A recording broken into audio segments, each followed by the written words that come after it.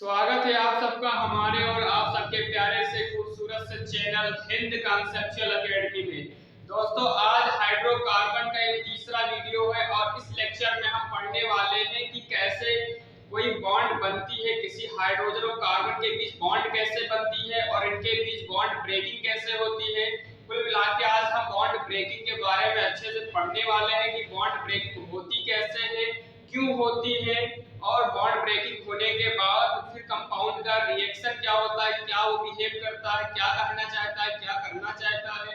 Bond breaking कितने तरीके से होती है, कितने तरीके से बॉन्ड टूट सकती है, ये भी देखेंगे और उससे रिलेटेड और भी अन्य चीजें हम इस आज के वीडियो में पढ़ने वाले हैं। तो दोस्तों, अगर आपने अभी तक पिछले मेरे 2 वीडियो हाइड्रोकार्बन्स के नहीं देखे हैं तो जाके सबसे पहले वो देख लीजिए, क्योंकि हमने वहां पर हाइड्रोकार्बन का बेसिक कॉन्सेप्ट बता दिया है कि हाइड्रोकार्बन क्या होते हैं, कैसे इनका फॉर्मेशन होता है, सब कुछ हमने वहां डिटेल में एक्सप्लेन कर दिया है, उनके स्ट्रक्चर को भी डिफाइन कर दिया है।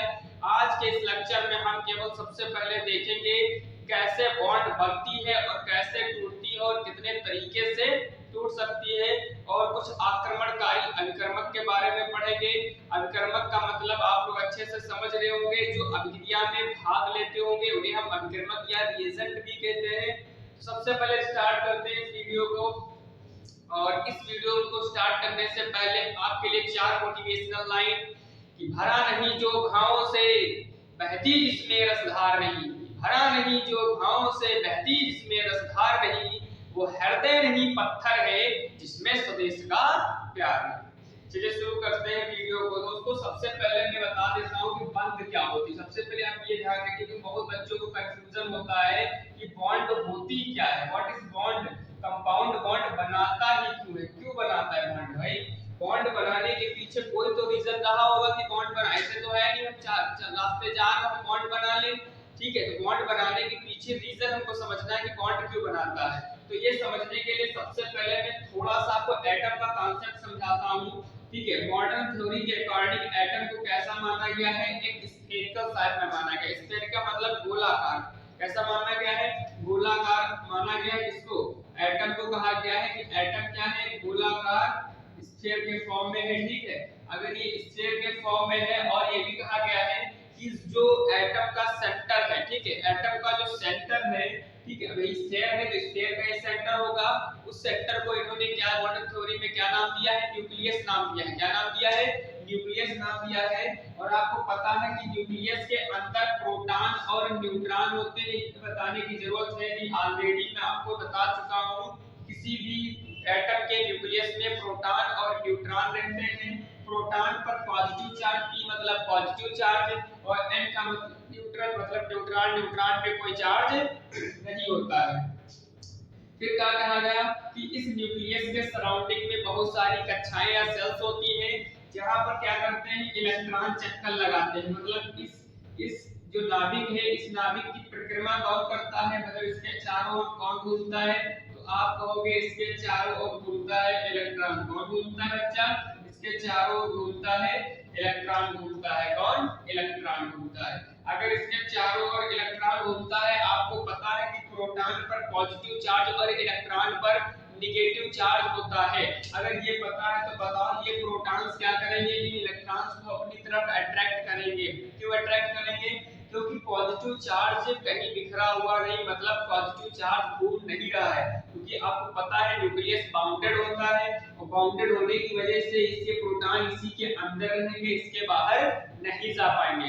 अब बताइए कि आप 100 लोग हों, एक जगह खड़े होकर किसी चीज को खींचे, और आप दूसरे 100 लोग हों कि अलग अलग घूम घूम कर किसी ऑब्जेक्ट को खींचे, तो बताओ कौन जीतेगा। तो आप कहोगे कि यूनिटी इज द स्ट्रेंथ, मतलब एकता में क्या होती है, शक्ति होती है। तो भाई ये जीतेंगे नाभिक वाले, लेकिन ये भी जीत नहीं पाते हैं। क्यों नहीं जीत पाते हैं, रीजन समझो।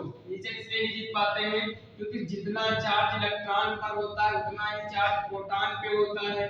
ठीक है, और प्रोटॉन से ये इलेक्ट्रॉन दूरी पर होते हैं, जिसकी वजह से क्या होता है, इलेक्ट्रॉन को ये खींच आसानी से नहीं पाते हैं। ठीक है, खींच नहीं पाते हैं। तो आपको पता होना चाहिए कि न्यूक्लियस में प्रोटॉन और इसके चारों तरफ कौन होता है, इलेक्ट्रॉन अपनी अलग अलग कक्षा, इन्हें हम कक्षा बोलते हैं। जो सेल, ये जो नाभिक के चारों ओर आपको सर्कुलर सर्कुल सर्कम दिख रहे हैं, ये सब कक्षाएं हैं। कितनी कक्षाएं हैं? इलेक्ट्रॉन्स की कक्षाएं हैं।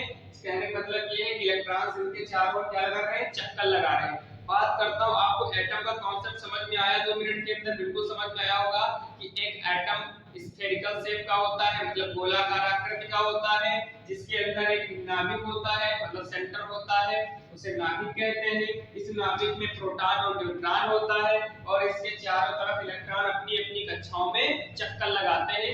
इतनी बात आपको एटम के बारे में ध्यान रखनी है। और एक चीज बता देता हूं कि किसी एटम पर आवेश, आवेश का मतलब होता है चार्ज, डिसाइड करने वाला पार्टिकल कौन है? कौन डिसाइड करेगा कि चार्ज इसमें पॉजिटिव होगा कि नेगेटिव होगा?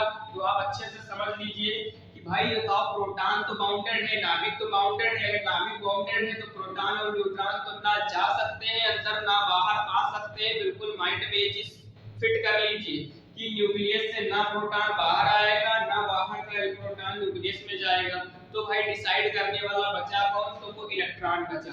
अगर आप इलेक्ट्रॉन को एनर्जी ज्यादा दे देंगे, एटम को एनर्जी ज्यादा मिल जाएगी कहीं सोर्स से, तो ये इलेक्ट्रॉन क्या होगा? ये इलेक्ट्रॉन बाहर निकल जाएगा। ये इलेक्ट्रॉन क्या होगा? बाहर निकल जाएगा। या कोई इलेक्ट्रॉन बाहर घूम रहा होगा और उसको अंदर ज्यादा अट्रैक्शन मिल रहा होगा, तो वो इलेक्ट्रॉन क्या होगा? अंदर आ जाएगा। ठीक है। अच्छा, अब अंदर आने से क्या होगा? बाहर जाने से क्या होगा? तो अच्छा आप बताओ, अगर कोई इलेक्ट्रॉन बाहर जाए तो प्रोटॉन बढ़ेंगे कि इलेक्ट्रॉन बढ़ेंगे? जल्दी से हमको ये सोच के बताओ। लेकिन एक पहले मेरी बात सुन लेना कि पूरा एटम न्यूट्रल होता है, मतलब जितने प्रोटॉन होंगे उतने ही किसी एटम के अंदर इलेक्ट्रॉन होंगे। ये बात आपको पता होनी चाहिए। अगर किसी एटम में 10 इलेक्ट्रॉन है, 10 ही प्रोटॉन होंगे। ये बात आपके माइंड में फीड होनी चाहिए। अच्छा बताओ, अगर ये एक इलेक्ट्रॉन चला गया, फॉर एग्जांपल मेरे पास 10 प्रोटॉन थे और 10 ही इलेक्ट्रॉन थे, लेकिन एक इलेक्ट्रॉन छोड़ के चला गया, तो प्रोटॉन तो 10 ही बचेंगे, लेकिन इलेक्ट्रॉनों की संख्या घट के कितनी हो जाएगी? 9 हो जाएगी। मतलब 10 प्लस वाले हैं और 9 माइनस वाले हैं। अगर इनको हम घटा लें तो जो बचेगा प्लस का एक बचेगा कि माइनस का एक बचेगा? तो आप कहोगे प्लस का एक बचेगा। इसका मतलब है कि इलेक्ट्रॉन जाने पर एटम पर पॉजिटिव चार्ज आएगा और अगर इलेक्ट्रॉन आएगा तो एटम पर नेगेटिव चार्ज आएगा। कैसे?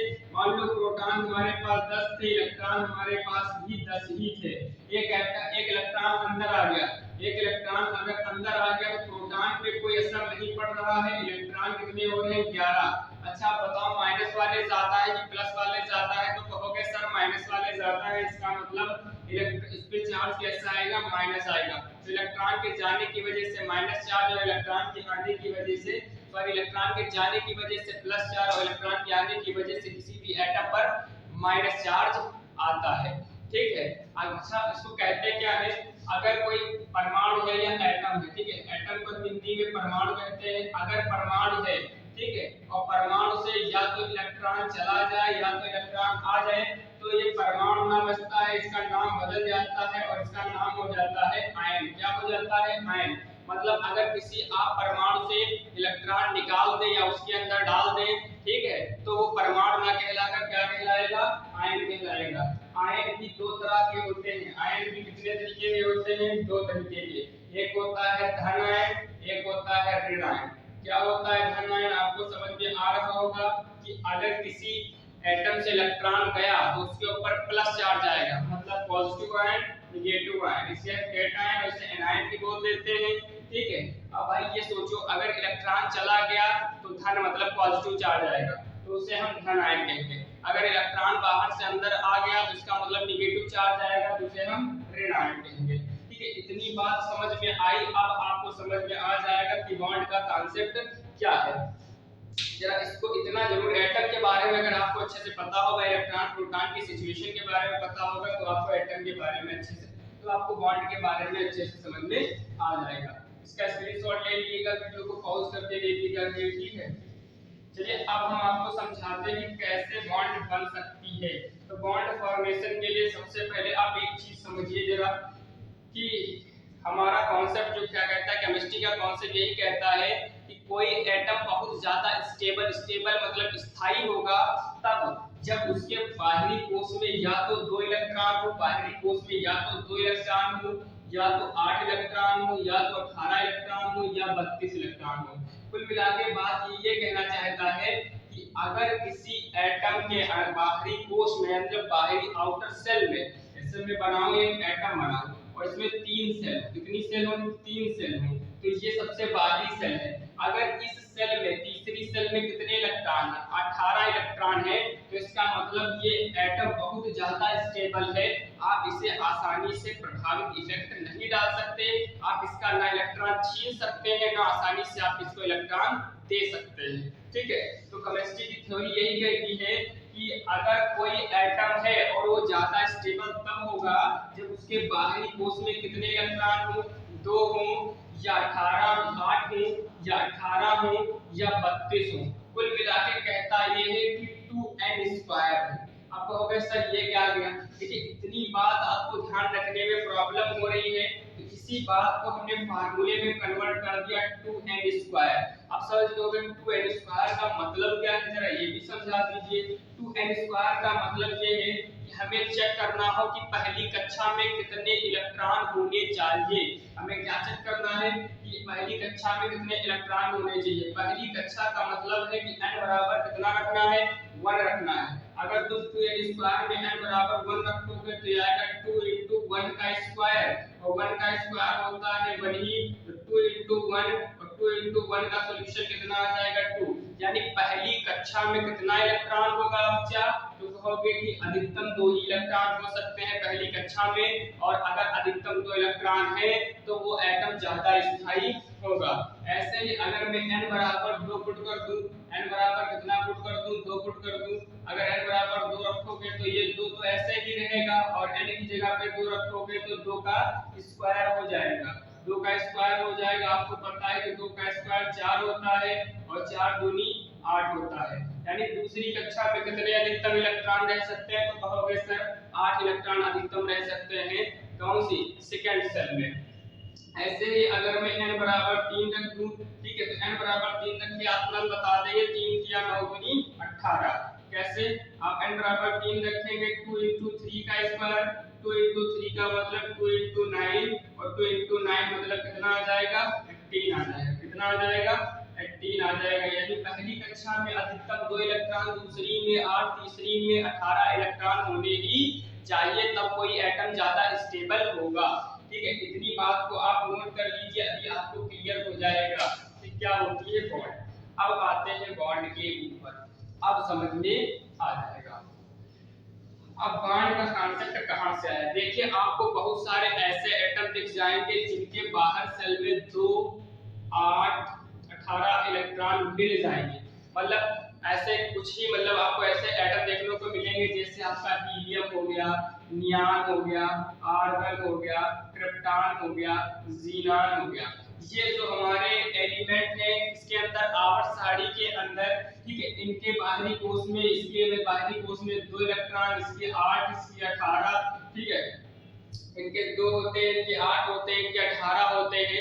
तो इससे पता क्या चलता है कि इनकी बाहरी कक्षा क्या है? पूरी है। अगर इनकी बाहरी कक्षा पूरी है तो ये ऐसे एलिमेंट हैं जो किसी के साथ बॉन्ड बनाना पसंद नहीं करेंगे। क्यों? क्योंकि बॉन्ड इंसान क्यों बनाता है? जैसे मान लीजिए ऐसे एग्जांपल के लिए आप स्कूल के अंदर गए हुए हैं और आपके बगल में एक स्टूडेंट बैठा हो और आप भी बैठे हो, आप पेन लेके जाए लेकिन पेंसिल लेके ना जाए, आपके बगल वाला पेंसिल लेके जाए पेन लेके ना जाए, तो आप क्या करेंगे? कहोगे हेलो आपका क्या नाम है? तो अपना नाम बताएगा, आप इंट्रोडक्शन करेंगे, फिर कहोगे प्लीज जरा मुझे पेंसिल दे दीजिए, तो वो कहेगा भाई आप मेरी पेंसिल यूज कर लो और आप मुझे अपना पेन दे दो। तो तुम दोनों के बीच एक बॉन्ड बन गई। क्या बन गई? बॉन्ड। लेकिन उस बॉन्ड का नाम आप दोगे फ्रेंडशिप। कौन सा नाम दोगे? फ्रेंडशिप। ऐसे यहाँ पर भी बॉन्ड के नाम होते हैं, 3 तरह की बॉन्ड बनेगी यहाँ पास, यहाँ भी तक 3 तरह की बॉन्ड बनती है और उनके भी नाम होते हैं और उनके अलग अलग रीजन होते हैं कि कैसे बना, कहाँ बना और क्यों बना। ठीक है, अभी आगे देखने वाले वीडियो में तो बात समझ में आई कि कोई एटम, कोई भी एलिमेंट बॉन्ड क्यों बनाता है? इलेक्ट्रॉन की कमी या अधिकता की वजह से। सोचना, या तो 2 से बहुत ज्यादा, या 8 से बहुत ज्यादा, या 18 से बहुत ज्यादा, तो वो बनाएगा क्या? बॉन्ड। या तो 2 से कम, या 8 से कम, या 18 से कम, तब भी क्या बनाएगा? बॉन्ड बनाएगा।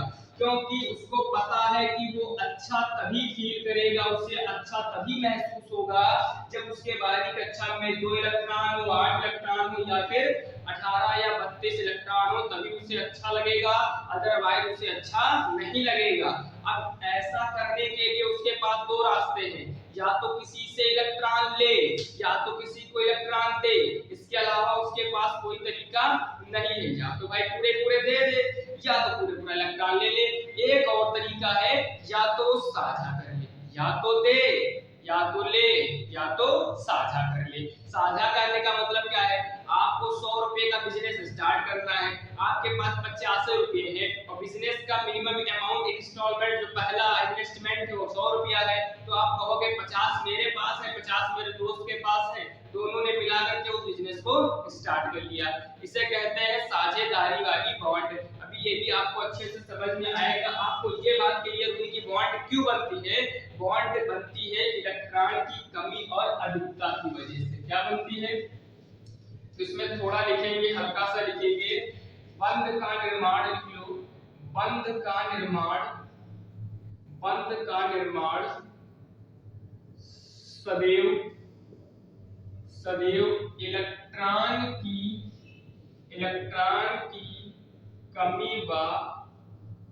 कमी या अधिकता की वजह से होता है। कमी या अधिकता के कारण होता है, के कारण होता है, के कारण होता है।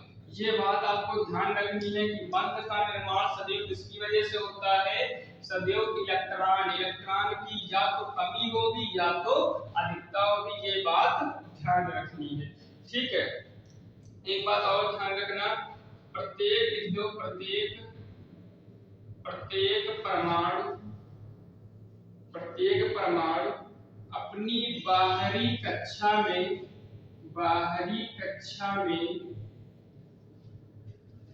2 8 18 ...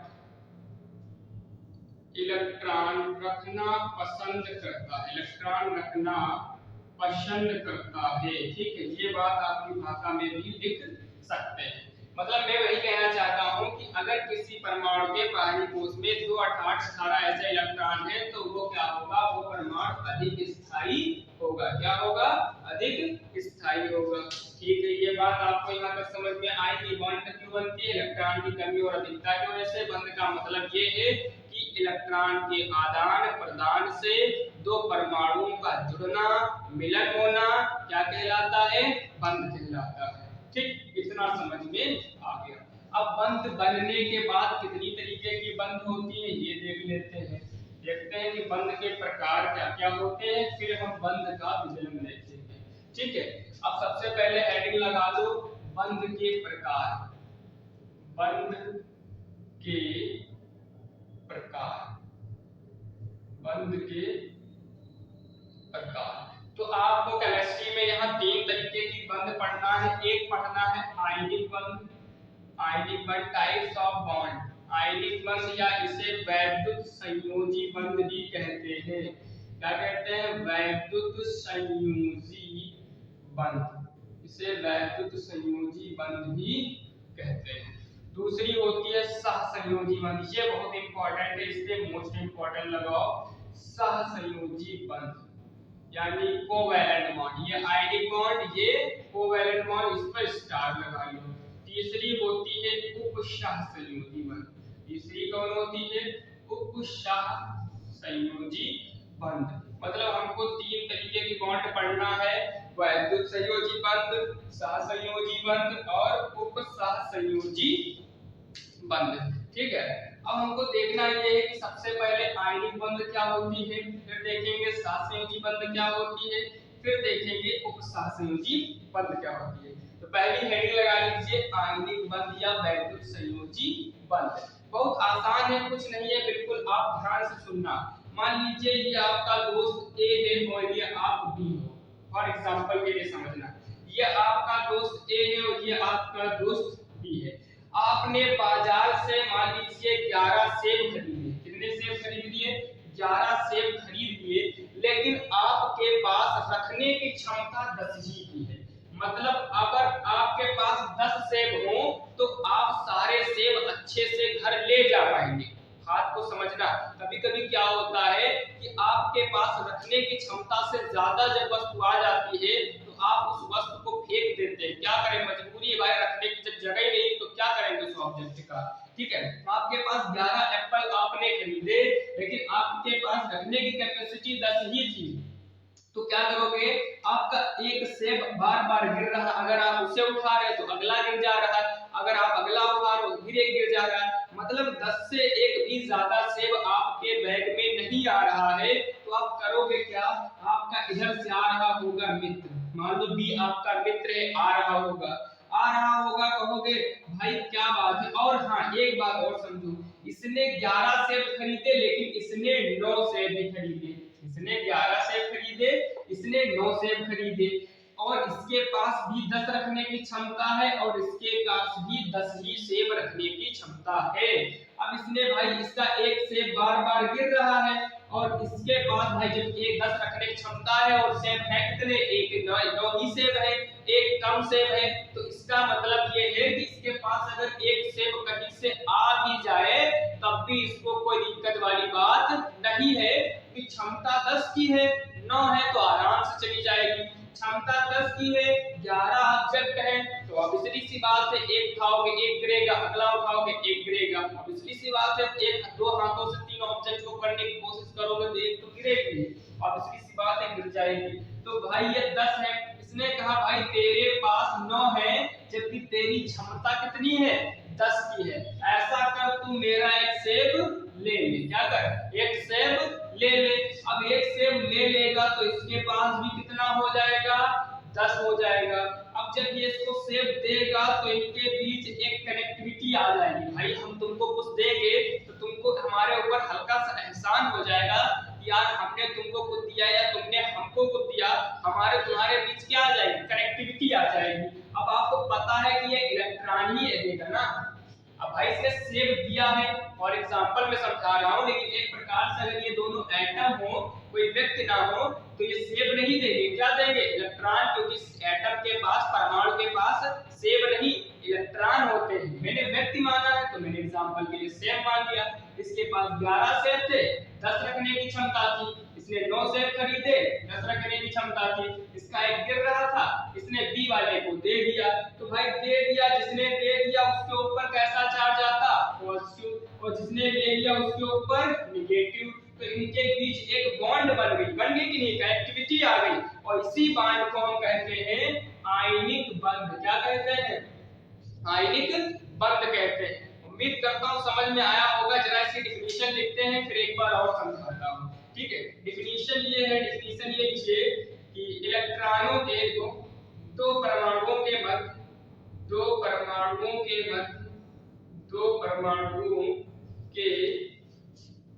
मध्य, या दो से अधिक लिख सकते हो, दो से अधिक भी हो सकते हैं, दो या दो से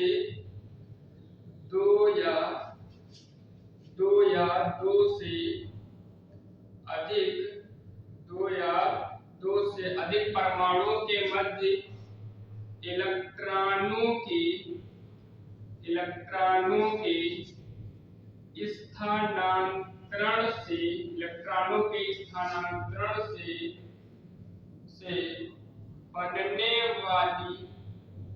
स्थानांतरण से बनने वाली बंध को क्या कहते हैं, आयनिक बंध कहते हैं। क्या कहते हैं बच्चा, आयनिक बंध कहते हैं। क्या कहते हैं, आयनिक बंध कहते हैं। ठीक है, ये डेफिनेशन निकल के आ गई कि दो या दो से अधिक, ये दो हम एटम दिए हैं कि मध्य इलेक्ट्रॉनों के स्थानांतरण, या इलेक्ट्रॉनों का क्या हो गया, स्थानांतरण मतलब ट्रांसफर हो जाना, कि ट्रांसफर से बनने वाली बंध को आयनिक बंध कहते हैं। ये बात बहुत इंपॉर्टेंट है, डेफिनेशन नोट करिए, और ये फॉर एग्जांपल आप एक एग्जांपल लिख लीजिए। मैं एक जो एग्जांपल आपको और लिखा रहा हूं, जो क्या करते हैं, आयनिक बॉन्ड बनाना पसंद करते हैं, इतने का स्क्रीनशॉट ले सकते हैं।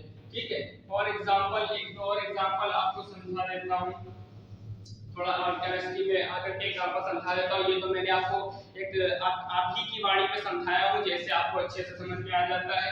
अगर केमिस्ट्री की भाषा में देखें तो कौन ऐसे कंपाउंड है जो आयनिक बंध बनाते हैं, तो एक है आपका NaCl, जितने S ब्लॉक के एलिमेंट हैं NaCl है, KCl है। वैसे HCl तो नहीं बनाता है, लेकिन फिर भी कभी-कभी इसके अंदर थोड़ा बहुत आयनिक कैरेक्टर पाया जाता है, तो आप लिख सकते हैं कि HCl भी हो सकता है, ठीक है। और CaCl2 है, ये क्या है, आदि क्या बनाते हैं, आदि आयनिक बंध बनाते हैं। आदि में आयनिक बंध पाई जाती है, आदि में आयनिक बंध पाई जाती है, आदि में आयनिक बंध पाई जाती है, ठीक है। ये इतनी बात नोट करिएगा, आपको अच्छे से समझ में आया होगा। अगली हेडिंग लगा लीजिए सहसंयोजी बंध, और उसमें मोस्ट इंपॉर्टेंट लगा लो। अगली हेडिंग लगाओ सहसंयोजी बंध और मोस्ट इंपॉर्टेंट लगा लो। अगली कौन सी पढ़ना है हमको, सहसंयोजी बंध। सहसंयोजी बंध, सहसंयोजी बंध, आपके नाम ही से पता चल रहा है कि सहसंयोजी का मतलब ही होता है सहायता से बनने वाली, मतलब साझेदारी से बनने वाली जो बंध होती है उसे हम सहसंयोजी बंध कहते हैं। फिर से अच्छे से सुनना, साझेदारी से दो या दो से अधिक परमाणुओं के मध्य साझेदारी से बनने वाली बंध को क्या कहते हैं बच्चा, सहसंयोजी बंध या कोवैलेंट बॉन्ड कहते हैं, ठीक है। तो कहते हैं सहसंयोजी बंध या कोवैलेंट बॉन्ड कहते हैं। इसकी डिफिनीशन पहले लिख लें, फिर मैं आपको एग्जांपल के थ्रू समझा देता हूं अच्छे से। पहले आप इसकी डिफिनीशन लिखिए। डिफिनीशन क्या है कि दो या दो से अधिक, दो या दो से अधिक, दो या दो से अधिक परमाणुओं के मध्य, दो या दो से अधिक परमाणुओं के मध्य इलेक्ट्रॉनों के साझेदारी से, इलेक्ट्रॉनों के साझेदारी से बनने वाली बंध को, बनने वाली बंध को सहसंयोजी बंध कहते हैं, सहसंयोजी बंध कहते हैं। क्या कहते हैं बच्चा, सहसंयोजी बंध कहते हैं। सहसंयोजी बंध का मतलब है या दो से अधिक परमाणुओं के मध्य इलेक्ट्रॉनों के साझेदारी से बनने वाली बंध को हम सहसंयोजी बंध कहते हैं। कहने का मतलब ये है, फिर से मैं एक एग्जांपल लेता हूं। मान लीजिए ये आप ए है, ये आपका मित्र बी है। आपके पास एक बाजार शुरू करना है, या एक आपको दुकान खोलनी है, या आपको कोई इन्वेस्टमेंट करना है, कहीं बिजनेस स्टार्ट करना है, और आपके पास 50 रुपया है। कितना है, 50 रुपया है। और आपके मित्र के पास भी कितना रुपया है, 50 रुपया है। तो आपको पता है कि बाजार तभी स्टार्ट हो पाएगा जब मिनिमम कितना रुपया होना चाहिए, 100 रुपया तो होना ही चाहिए अगर बाजार स्टार्ट करना है। ऐसी मान लो कंडीशन दे दी जाए, तो आप क्या करेंगे कि आप भी मजबूर हैं और ये भी मजबूर है, क्योंकि 50 इसके पास भी है, 50 इसके पास भी है। अभी दोनों के हाथ क्या है, खाली है, मतलब दोनों लोग अभी कुछ कर नहीं सकते। तो ये ए वाला बी से कहेगा कि भाई मेरे पास 50 है, तू मुझे 50 दे दे। लेकिन ये कहेगा भाई ऐसा कर, तू मुझे 50 दे दे। तो ना ए वाला बी को 50 देगा, ना बी वाला ए को 50 देगा। तो भाई जब ये बात नहीं बनेगी तो दोनों एक दूसरे से कहेंगे, ऐसा करते हैं कि इस बाजार में हम ऐसा करते हैं कि दोनों लोग पैसा लगा देते हैं। 50 तू लगा दे, 50 मैं लगा देता हूँ, और मैं अपना बाजार स्टार्ट कर लेता हूँ। कभी कभी आप बुक्स खरीदते होंगे तो क्लास में दोस्त से कहते होंगे 300 की बुक है, 150 तू लगा दे, 150 हम लगा देते हैं, 3 दिन तू पढ़ना, 3 दिन हम पढ़ेंगे, ठीक है। यही तो करते हो। ऐसे ही क्या करेंगे, ये दोनों मार्केट में 100 रुपया लगा देंगे और बाजार स्टार्ट हो जाएगा। तो भाई इन दोनों के बीच कनेक्टिविटी आ गई, क्या आ गई, कनेक्टिविटी आ गई। और इसी कनेक्टिविटी को हम कहेंगे सहसंयोजी बंध। क्यों, क्योंकि ये जो बॉन्ड बनी है ये किससे बनी है, साझेदारी की वजह से बनी है। किससे बनी है, इन दोनों व्यक्तियों के साझेदारी की वजह से बनी है। ऐसे ही बहुत सारे एटम ऐसे होते हैं जिनके पास इलेक्ट्रॉन ना तो दे सकते हैं ना ले सकते हैं, केवल किसी के साथ क्या कर सकते हैं, साझेदारी कर सकते हैं। ऐसे एलिमेंट जो ना दे ना ले केवल साझेदारी करके बॉन्ड बनाए तो उस बॉन्ड का नाम होता है सहसंयोजी बंध या कोवैलेंट बॉन्ड। उम्मीद करता हूँ ये भी समझ में आया होगा। सहसंयोजी का मतलब है एक दूसरे के आधे आधे इन्वेस्टमेंट से बनने वाली बंध। अब सहसंयोजी बंध भी तीन तरीके की होती है। कौन कौन? एकल सहसंयोजी बंध, एक होती है एकल सहसंयोजी बंध, पहली होती है एकल सहसंयोजी बंध। दूसरी कौन सी होती है? द्वि, ठीक है, एकल सहसंयोजी बंध, ठीक है, द्वि सहसंयोजी बंध। और तीसरी होती है त्रिसहसंयोजी बंध। कौन सी? त्रिसहसंयोजी बंध। कहोगे सर एकल सहसंयोजी बंध क्या होती है? जब परमाणु एक एक इलेक्ट्रॉन का साझा करे। इसमें मैं लिख देता हूं, जब परमाणु एक एक इलेक्ट्रॉन का साझा करे, एक एक इलेक्ट्रॉन का क्या करे? साझा करे। जब परमाणु एक एक इलेक्ट्रॉन का साझा करे तब क्या होगा? एकल सहसंयोजी बंध बनेगी। जब परमाणु दो दो इलेक्ट्रॉन का साझा करेंगे तब क्या होगा? तब कहोगे सर एकल बंध द्विसहसंयोजी बंध बनेगी। और जब इलेक्ट्रॉन तीन तीन इलेक्ट्रॉन का साझा करे तो कौन सा बनेगी? तब बनेगी त्रिसहसंयोजी बंध। क्या बनेगी? त्रिसहसंयोजी बंध। बिल्कुल ध्यान से समझना, आपको अच्छे समझ में आने वाला है। एकल सहसंयोजी बंध को कैसे दिखाते हैं? तो एक मोटी लाइन से, मतलब एक सीधी लाइन से दिखा देते हैं। किसको? एकल सहसंयोजी बंध को। दो समांतर लाइनें अगर खींच दी जाए तो इसे कहते हैं दो सहसंयोजी बंध। समांतर लेकिन नीचे हॉरिजॉन्टल में खींचना, ऐसे नहीं खींच देना वर्टिकल में, हॉरिजॉन्टल ही दो खींचना है। और अगर हॉरिजॉन्टल क्षैतिज तीन लाइनें एक दूसरे को ऊपर खींच दी जाए तो इसे त्रिसहसंयोजी बंध कहते हैं। ये सहसंयोजी बंध का प्रतीक होता है। ठीक है, बोल्ड लाइन बनी, बोल्ड मतलब डार्क लाइन खींच दी जाए, ये एकल सहसंयोजी बंध, ये द्विसहसंयोजी बंध और ये त्रिसहसंयोजी बंध की प्रतीक है। कैसे पहचानेंगे? एकल, द्वि और त्रि।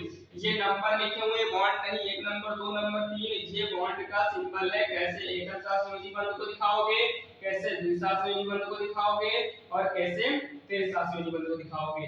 अब हम सहसंयोजी बंध में आएंगे। एकल सहसंयोजी बंध का एक एग्जांपल समझेंगे, एक द्वि का और एक त्रि का समझेंगे। तो सबसे पहले एकल सहसंयोजी बंध देखते हैं। इतने का आप स्क्रीनशॉट ले लीजिए, फट से ले लिया, चलिए फट से लीजिए, ले लिया, चलिए ठीक है। अगर स्क्रीनशॉट ले लिया, नोट्स जरूर बनाइए कि नोट्स बनाने का फायदा आपको अभी नहीं, एग्जाम के टाइम या कंपटीशन का जब कभी आप तैयारी करेंगे तब दिखेगा, अभी आपको नहीं दिख रहा होगा इसकी इंपॉर्टेंस। चलिए अब एकल सहसंयोजी बंध के बारे में थोड़ा हमने डिफिनीशन तो लिखी ली है, बस इसका एक एग्जांपल देख लेते हैं। एकल सहसंयोजी बंध का एक एग्जांपल जो अत्यंत महत्वपूर्ण है। ठीक है, मैं ले रहा हूं एकल सहसंयोजी बंध का एक नॉर्मल सा एग्जांपल, बिल्कुल क्योंकि आपको अच्छे से समझ में आ जाए। मैं एग्जांपल ले रहा हूं H2। क्या ये हाइड्रोजन जो H2 है ये एकल सहसंयोजी बंध बनाएगा? अगर बनाएगा तो कैसे बनाएगा, ये हमको दिखाना है। अच्छा, यहाँ पर H2 को हमको चेक करना है कि एकल सहसंयोजी बंध बना रहा है कि नहीं बना रहा है। आपको पता है कि हाइड्रोजन का परमाणु क्रमांक कितना होता है? तो कहोगे हाइड्रोजन का परमाणु क्रमांक 1 होता है। यह आवर्त सारणी का ऐसा तत्व है, हाइड्रोकार्बन में बताया हूं कि हाइड्रोजन का एक आवर्त सारणी का एक ऐसा तत्व है जिसके नाभिक में न्यूट्रॉन नहीं पाया जाता है। अब आप इसका इलेक्ट्रॉनिक विन्यास लीजिए। मैंने कहा इलेक्ट्रॉनिक विन्यास लिखने का तरीका है, पहली कक्षा में 2 हो, दूसरी कक्षा में 8 हो, तीसरी में 18 हो, यही तो कॉन्सेप्ट होना चाहिए। लेकिन बताओ यहाँ तो एक ही इलेक्ट्रॉन है, इसने कहा 2 से ज्यादा ना हो, तो 2 से ज्यादा ना हो तो एक तो भरा नहीं जा सकता है। 2 से ज्यादा ना हो, किसी कमरे में 2 से ज्यादा व्यक्ति नहीं जा सकते, तो उसका मतलब है कि एक व्यक्ति तो जा ही सकता है भाई, 2 से ज्यादा नहीं जा सकते। तो 2 इलेक्ट्रॉन थे, मैंने एक भर दिया, एक ही इलेक्ट्रॉन मेरे पास था, मैंने एक ही भर दिया। अब बताओ क्या ये स्टेबल है, स्थायी है, अच्छा महसूस कर रहा है? कहोगे सर नहीं कर रहा है। मैं पूछूंगा क्यों नहीं कर रहा है? तुम कहोगे सर जी आपने बताया कि कोई भी एटम तब अच्छा महसूस करेगा जब उसके लास्ट में या तो 2 इलेक्ट्रॉन हो, या तो 8 हो, या तो 18 हो। इसके पास तो 1 है, तो भाई 1 है तो क्या ये 1 इलेक्ट्रॉन दे देगा किसी को? अगर सर दे देगा तो उसका कुछ ही नहीं बचेगा, तब तो ये बिल्कुल अनस्टेबल हो जाएगा। तो क्या करेगा? ये किसी से मांगने जाएगा मांगने। मान लो दूसरा हाइड्रोजन भी आ गया, उसकी भी हालत यही है। दूसरा वाला हाइड्रोजन आ गया और उसकी हालत भी यही है। अब ये भी हाइड्रोजन या तो कहेगा, ये वाला हाइड्रोजन इससे कहेगा भाई तू मुझको 1 इलेक्ट्रॉन दे दे। ये वाला हाइड्रोजन नीचे वाला हाइड्रोजन ऊपर वाले हाइड्रोजन से कहेगा भाई 1 इलेक्ट्रॉन दे दे, मेरे 2 हो जाए। और ऊपर वाला नीचे से कहेगा भाई मुझे तू 1 इलेक्ट्रॉन दे दे, मेरे पास 1 इलेक्ट्रॉन की कमी है। इन दोनों की बहस होगी और एक दूसरे की बात नहीं बनेगी, क्योंकि दोनों की शक्ति भी, पावर भी सेम है और एक दूसरे से झगड़ा भी कर लेंगे तो जीतेगा भी कोई नहीं, क्योंकि दोनों सेम ही है। ठीक है, अब क्या कहेंगे, जब इनका झगड़ा शांत होगा तो ये दोनों दिमाग लगाएंगे और कहेंगे भाई ना मेरी बात ना तेरी बात, चले हम दोनों बांध बनाते हैं और बांध ऐसी बनाते हैं जिसमें ना तेरा नुकसान ना मेरा नुकसान हो। तो कहेंगे बस एक पॉसिबल है कि कभी-कभी तू मेरा इस्तेमाल कर, कभी-कभी मैं तेरा इलेक्ट्रॉन इस्तेमाल कर लेता हूं, और ऐसे वजह से क्या हो जाएगा, मेरे तुम्हारे बीच बॉन्ड भी बन जाएगी और हम दोनों की इच्छाएं भी पूरी हो जाएंगी और हम दोनों के बीच क्या होगा, इलेक्ट्रॉनों की साझेदारी भी हो जाएगी। तो ये वाला हाइड्रोजन आएगा और ये वाला नीचे वाला भी हाइड्रोजन आएगा।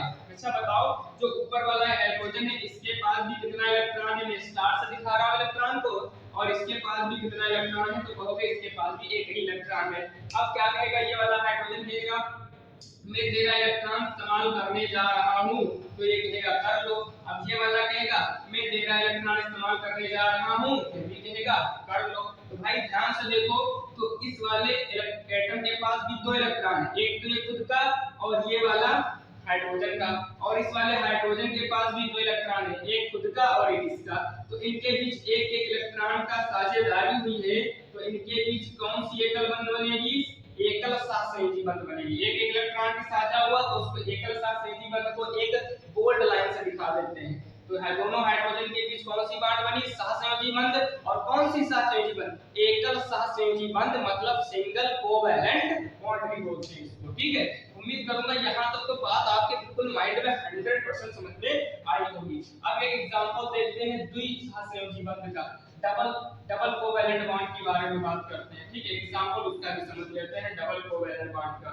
ठीक है, इसके कुछ और एग्जांपल लिख सकते हो, जैसे किसमें पाई जा सकती है, इसके एक और एग्जांपल लिख लो। एकल सहसंयोजी बंध के कुछ एग्जांपल लिख लो, जैसे Br2 है, Cl2 है, ठीक है, HCl है, ठीक है, इनके बीच पाई जाती है, HBr है। ठीक है, ETC ये तुम्हारा एग्जांपल है किसके? एकल सहसंयोजी बंध के एग्जांपल। आप लोगों से HCl को इसमें भी लिखाए हो, तो देखिए इसके अंदर 2 तरह के नेचर पाए जाते हैं, कभी-कभी हल्का-फुल्का कोवैलेंट नेचर भी है इसके अंदर, और आपको इसके अंदर आयनिक नेचर भी देखने को मिलेगा, क्योंकि जब इसको वाटर में डिसॉल्व किया जाता है तो ये अपने आयंस में ब्रेक हो जाता है। ठीक है, इसकी कोई दिक्कत वाली बात नहीं है।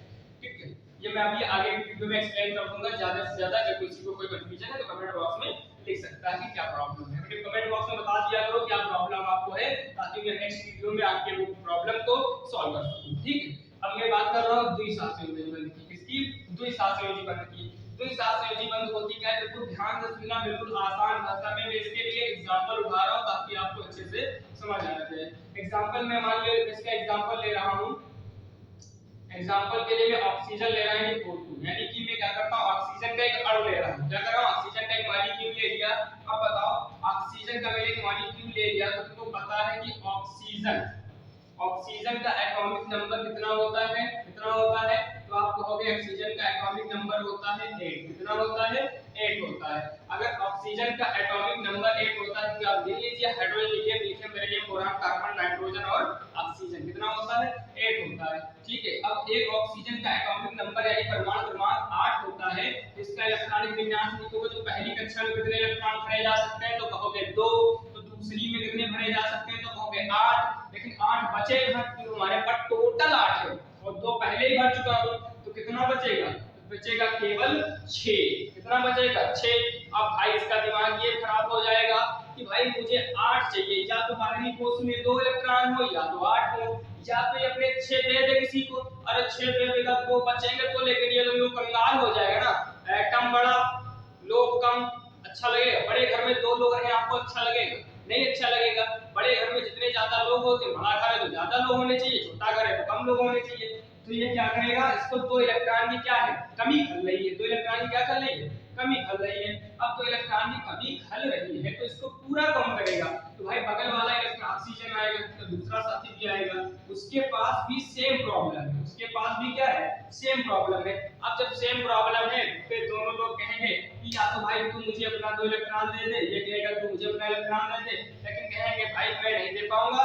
ऐसा करते हैं दोनों लोग 2-2 इलेक्ट्रॉन का साझा कर लेते हैं, तो हमारे पास 6-6, लेकिन 6-6 का नहीं करेंगे, अगर 6 का कर लेंगे तभी कोई फायदा नहीं मिलेगा क्योंकि हमको 8 बनाने हैं। तो ऐसा करते हैं हम दोनों आ जाते हैं, एक ऑक्सीजन इधर एक ऑक्सीजन इधर, और हम केवल 2-2 इलेक्ट्रॉन का साझा कर लेते हैं। जितने इलेक्ट्रॉन की कमी होगी उतने ही इलेक्ट्रॉन का साझा होगा, ये बात आप ठीक कर लीजिए। और जो इलेक्ट्रॉन का साझा होगा उन्हें हम आगे दिखा देंगे, बाकी आप चाहे जहां दिखाओ, मतलब कोई दिक्कत वाली बात नहीं है। इसके पास 6 इलेक्ट्रॉन है, बाकी इसके 4 हम 2 ऊपर और 2 पीछे दिखा रहा हूं। अब 6 इलेक्ट्रॉन इसके पास खुद के हैं और 2 इलेक्ट्रॉन क्या करेगा, इसके ले लेगा, 2 इलेक्ट्रॉन क्या करेगा, इसके ले लेगा। इस वाले ऑक्सीजन के पास भी 6 है और 2 इलेक्ट्रॉन इसके ले लेगा। ले लिया तो भाई कितने कितने इलेक्ट्रॉन की साझेदारी हुई इन दोनों ऑक्सीजन एटम के बीच, तो कहोगे 2-2 इलेक्ट्रॉन की, तो इनके बीच कौन सी बॉन्ड लग जाएगी, डबल बॉन्ड लग जाएगी। कौन सी बॉन्ड लग जाएगी, डबल बॉन्ड लग जाएगी बच्चा। डबल बॉन्ड मतलब द्विसहसंयोजी बंध बन जाएगी।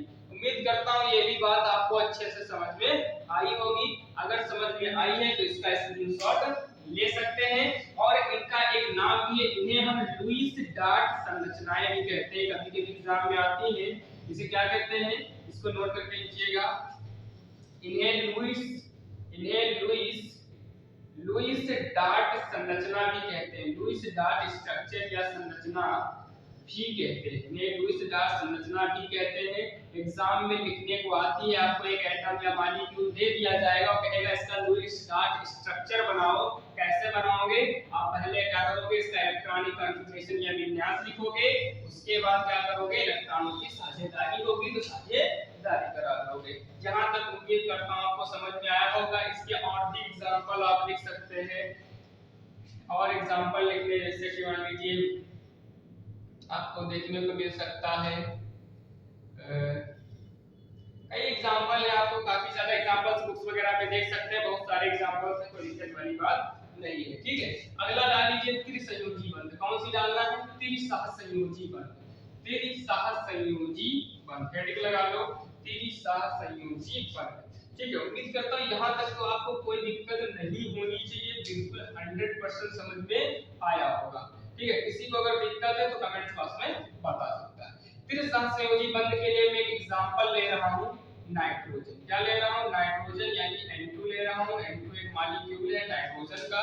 ठीक है, अब मैं क्या करूंगा, इसका इलेक्ट्रॉनिक कॉन्फ़िगरेशन लिखूंगा। तो पता है कि नाइट्रोजन का एटॉमिक नंबर होता है 7।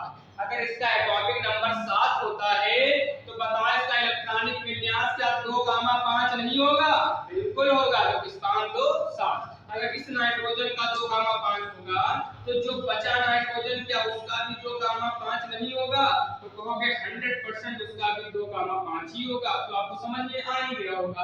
अब क्या होगा, इनके पास भी 3 इलेक्ट्रॉन कम है, इनके पास भी 3 इलेक्ट्रॉन कम है, तो एक नाइट्रोजन यहाँ आएगा, एक नाइट्रोजन यहाँ आएगा, और कहेंगे चलो 3-3 इलेक्ट्रॉन का क्या कर लें, साझा। तो ये अपने 3 इलेक्ट्रॉन इधर शो करेगा, ये अपने 3 इलेक्ट्रॉन इधर शो करेगा, बाकी के 2 शो नहीं करेगा, क्योंकि जितने की जरूरत होती है उतने की ही साझेदारी करानी होती है, उससे ज्यादा की साझेदारी से उनका कोई फायदा नहीं होगा। तो यहाँ से इनके पास 5 थे और इसका एक 3 ले लिए तो 5 3 8 हो गए। ऐसे ही इस नाइट्रोजन ने भी इसके 3 ले लिए तो 5 3 8 हो गए, 5 3 8 हो गए। तो इनके पास इनके बीच बन गई है सहसंयोजी बंध, और उस सहसंयोजी बंध में कितनी बॉन्ड होंगी, तो कहोगे 3 बॉन्ड होंगी। कितनी बॉन्ड होंगी, 3 बॉन्ड होंगी। ठीक है, यहां तक समझ में आया। उम्मीद करता हूं आपको सहसंयोजी बंध भी अच्छे से समझ में आया होगा। अब लास्ट बचती है आपकी उपसहसंयोजी बंध। कौन सी बचती है बच्चा, उपसहसंयोजी बंध। तो हेडिंग लगा लो, उपसहसंयोजी बंध, उपसहसंयोजी बंध। ठीक है, ये बहुत आसान भाषा में समझो, इसमें कुछ ज्यादा आता नहीं है, आपको इसमें कुछ ज्यादा पढ़ने की जरूरत भी नहीं है, बस थोड़ा सा कॉन्सेप्ट इसमें है, ध्यान से सुन लेना, समझ में आ जाएगा कि ये उपसार संयोजी बंध का कॉन्सेप्ट कहां से आया, क्यों आया, बिल्कुल इजी वे में आप देखना, आपको ध्यान से समझ में आ जाएगा।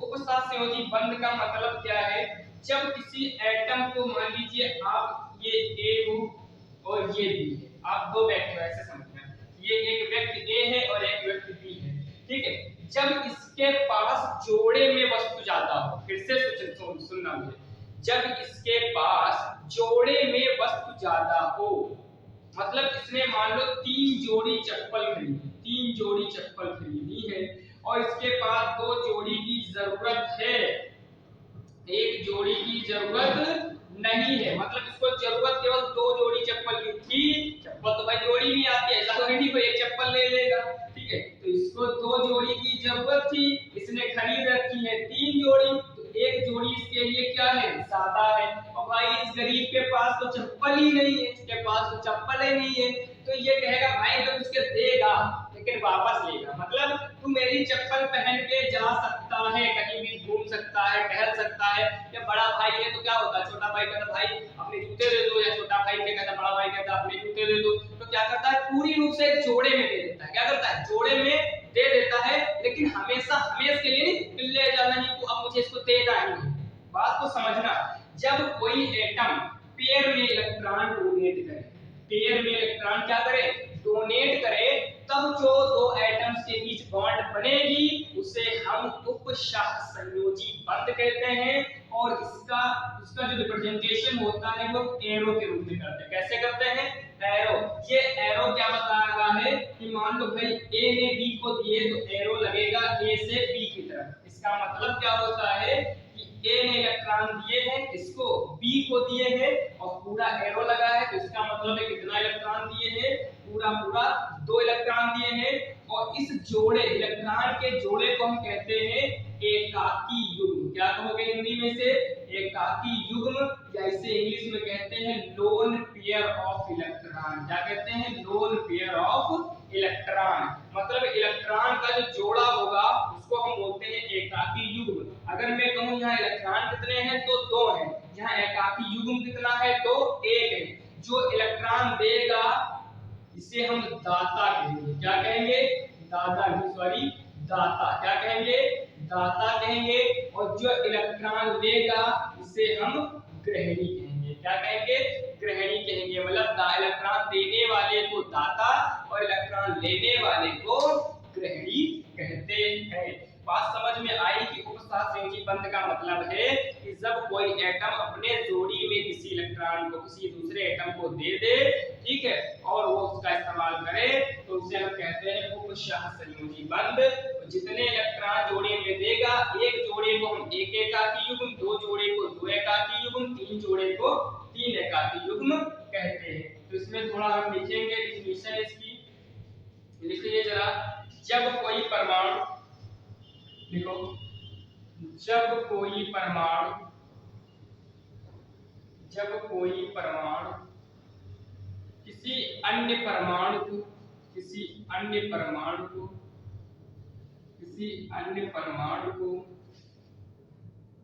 को जोड़े के रूप में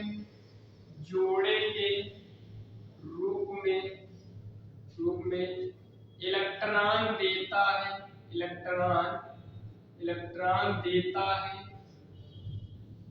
है, तो उनके मध्य बनने वाली बंध को उपशाह संयोजी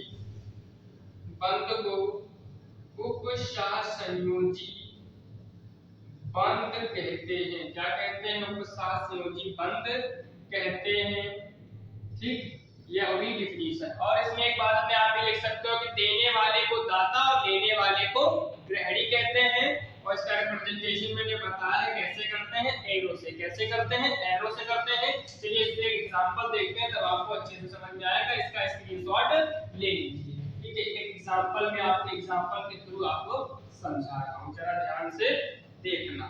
एग्जांपल मेरे पास ये है, जैसे एक एग्जांपल ले ले, कोई एक एग्जांपल ले सकते हो। मैं ले रहा हूं SO2, मान लो मेरे पास SO2 का एग्जांपल है, सल्फर डाई ऑक्साइड का एग्जांपल है, ठीक है। अगर सल्फर डाइऑक्साइड का एग्जांपल है तो यहाँ देख लो तो अलग-अलग एलिमेंट में एक सल्फर है और एक ऑक्सीजन है। तुमको पता होना चाहिए कि सल्फर का एटॉमिक नंबर 16 होता है, जबकि ऑक्सीजन का एटॉमिक नंबर 8 होता है। दो ऑक्सीजन है तो दोनों को लिख देंगे, ठीक है। अब इनका इलेक्ट्रॉनिक विन्यास लिख ले। इलेक्ट्रॉनिक विन्यास कितनी देर से लिखना है समझ में आ गया होगा। पहले में 2, दूसरे में 8, 8 2 10 हो गए, कितना बचा 6। अब यहाँ तो भाई या तो 18 हो या फिर से 8 हो। फिर से सुनना, या तो फिर से 8 हो जाए या तो 18 होते। अब भाई 8 करना आसान है क्योंकि 6 पहले से है, 2 इलेक्ट्रॉन कहीं और से मिल जाए इसका काम बन जाएगा। ऐसे ही यहाँ पर ऑक्सीजन का लिखोगे तो 2,6 होगा, इस वाले ऑक्सीजन का लिखोगे 2,6 होगा।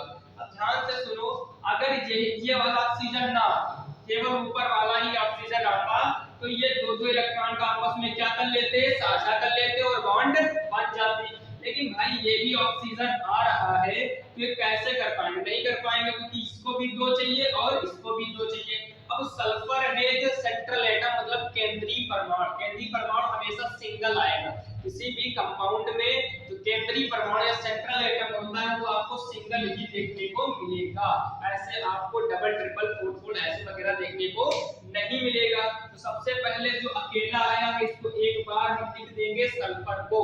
अब सल्फर के बाहरी सेल में जो इलेक्ट्रॉन्स है, कितने इलेक्ट्रॉन्स है, 6 है। लेकिन इसे पता है कि 2 ऐसे व्यक्ति हैं जिनको 2-2 इलेक्ट्रॉन की साझेदारी करनी है, तो ये अपने आगे 2 इलेक्ट्रॉन दिखाएगा और 2 पीछे दिखाएगा। क्यों?